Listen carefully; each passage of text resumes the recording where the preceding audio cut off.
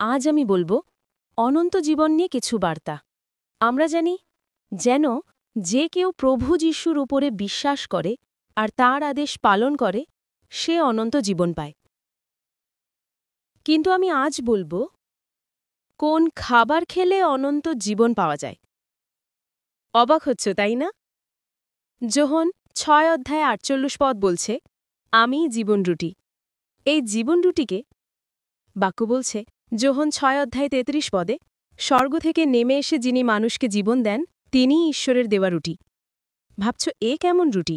যোহন 6:35 যিশু বললেন, আমি সেই জীবন রুটি, যে আমার কাছে আসে তার কখনো খিদে পাবে না, যে আমার উপর বিশ্বাস করে তার আর কখনো পিপাসাও পাবে না। এ সেই রুটি যা স্বর্গ থেকে নেমে এসেছে, যাতে মানুষ তা খেয়ে মৃত্যুর হাত থেকে রেহাই পায়। হ্যাঁ, প্রভু যিশুর দেহই সেই জীবন্ত রুটি যা স্বর্গ থেকে নেমে এসেছে। এই রুটি যে খাবে সে চিরকালের জন্য জীবন পাবে। মানুষ যেন জীবন পায় সেই জন্য তিনি তার দেহ আমাদের দিয়েছেন। তবে এই রুটি একমাত্র তাদেরই জন্য যাদেরকে পিতা প্রভু যিশুর কাছে দেন। তাই প্রভু যিশু বলেছেন যোহন 6:37-40 পিতা আমাকে যাদের দেন তারা সবাই আমার কাছে আসবে, যে আমার কাছে আসে আমি তাকে কোনো মতেই বাইরে ফেলে দেব না, কারণ আমি আমার ইচ্ছামতো কাজ করতে আসিনি, বরং যিনি আমাকে পাঠিয়েছেন তারই ইচ্ছামতো কাজ করতে স্বর্গ থেকে নেমে এসেছি। যিনি আমাকে পাঠিয়েছেন তার ইচ্ছাই যে যাদের তিনি আমাকে দিয়েছেন তাদের একজনকেও যেন আমি না হারাই, বরং শেষ দিনে জীবিত করে তুলি।